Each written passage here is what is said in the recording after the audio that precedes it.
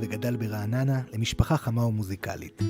כבר בגיל צעיר, יחד עם אחיו, רועי ודניאל, היו מסייעים לאבא צביקה להוביל כחזן את תפילות הימים הנוראים בבית הכנסת ברעננה. תפילות שידעו לגעת בלב של המתפללים, אבל גם נספגו באישיותו של שאולי. השירה, המוזיקה, הייתה שם תמיד. ובכלל, הפסנתר היה מרכז הבית של משפחת גרינליק. וזה הכי רגיל למצוא את שאולי יחד עם המשפחה פוצחים סביבו בשירה ספונטנית שמחברת בין כולם. הוא למד בישיבת בני עקיבא רעננה, נער בלונדיני עם עיניים כחולות, חד ושנון, מצחיק, בולט בחברה, אוהב כדורגל, בני עקיבא, ולמרות שהיה קצת שובב, גם המורים והמחנכים שלו לא עמדו בקסם שלו. חברו שמעון מתאר אותו.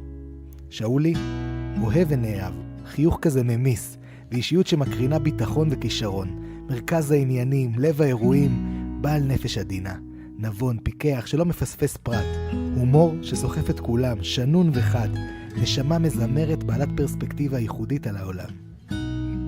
כשהתגייס לצבא, הוא רצה להגיע ולהיות לוחם קרבי, אבל שאולי סבל מפגם גנטי של עיוורון לילה. הסעיף הזה יכל לגרום לו לצאת משירות קרבי ולקבל פטור, אבל הוא עשה הכל בשביל להיות לוחם. כותב על כך יוחאי בן דודו. הוא לא היה אמור להיות ביחידה קרבית, הוא בכלל היה צריך לקבל פטור. היה לו עיוורון לילה מלא. הוא לא ראה כלום בחושך, לא מתרגל.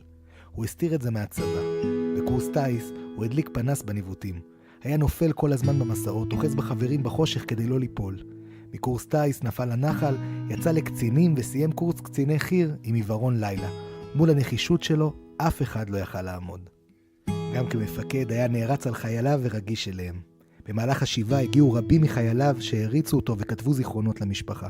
ביניהם הפתיע את משפחתו של שאולי, משפחה דרוזית שהגיעה מהצפון, לספר על הבן שלהם שהיה חייל של שאולי ובמהלך הקורונה לקה בשיתוק. שאולי לא שכח לבקר את הבן שהיה משותק על כיסא גלגלים. האמא תיארה בהתרגשות איך שאולי ניגן ושר לבן שלה מכל הלב. הוא גם למד שיר מיוחד בערבית בשביל לשמח באופן מיוחד את החייל ומשפחתו. כי כזה מפקד היה שאולי. בתקופה האחרונה שלפני המלחמה, שאולי החליט להרים הילוך ולהפוך את התחביב השירה שלו למקצועי יותר. הוא כיוון להיות זמר. הוא האמין שדרך השירה והמוזיקה הוא יוכל לחבר ולאחד את העם הזה ולהרכיב את הסלט שנמצא בניתוק כל כך גדול. הוא החליט להגיש מועמדות לתוכנית הריאליטי הכוכב הבא.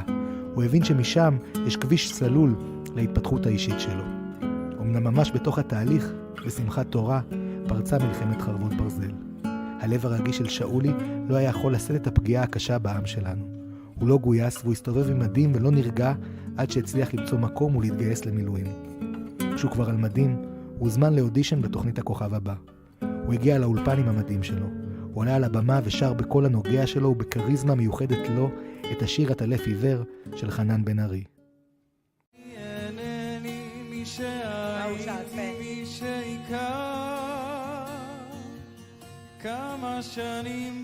אף אחד לא ידע שבעצם מאחורי הקלעים, השיר "עטלף עיוור" זה השיר הכי שלו, כמי שהתמודד עם עיוורון לילה, אבל הצליח למרות הקושי לשבור את כל תקרות הזכוכית בכוח הרצון שלו.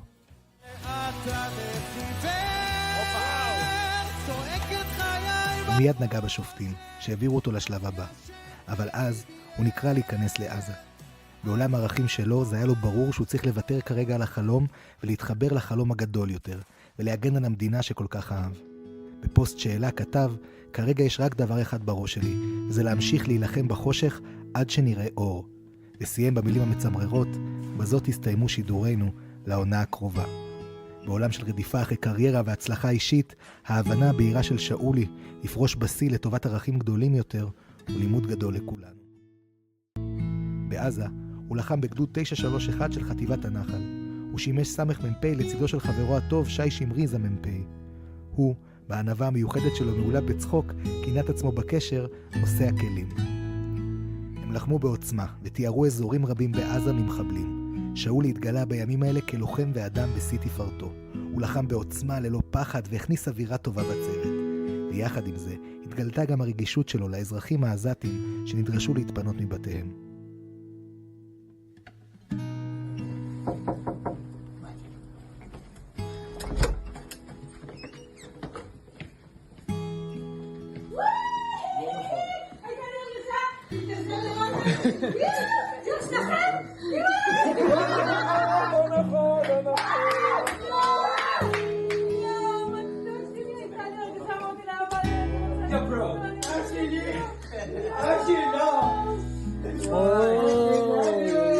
להספיק להגיע לכמה מפגשים מרגשים עם המשפחה, ואף לחגוג עם משפחתו בשטח יום הולדת אחרון. ביום י"ד בטבת, במהלך התקלות עם מחבלים ברובע העזתי דארט שטופח, נהרג שאולי בקרב גבורה, יחד עם חברו הטוב המ"פ שי שמריז. אלפים פקדו את בית העלמין של רעננה. רבים מאנשי העיר הכירו את שאולי עם ההקרנה המיוחדת שאי אפשר היה לפספס ושהשאירה רושם בכל מקום. אנשים מכל הארץ עטפו את מיטתו. אביו לבש את מדיו והצדיע לו בדמעות מדרכו האחרונה. אמו רותי ספדה לו. היית עצוב אחרי השביעי באוקטובר. אמרת שאתה רוצה להחזיר למדינה שאתה כל כך אוהב. אתה אהבת אדם. שמחת כשהלכת למלחמה. לא בגלל שאהבת את הצבא ובטח לא את המלחמה, אלא בגלל שאהבת את החיים. שאולי שלי, הפכת אותי לאמא שכולה, ובאותה נשימה לאמא הכי גאה בעולם. גאה בבחירות שלך ובטוב שלך. אני מודה לך השם על הפיקדון שנתת לי למשך 26 שנים. לך ילד אהוב שלי, מלאך שלי, לתפקיד הבא שלך, לשמור עלינו למעלה. בלב כבד, אני מחזירה לך השם את הפיקדון.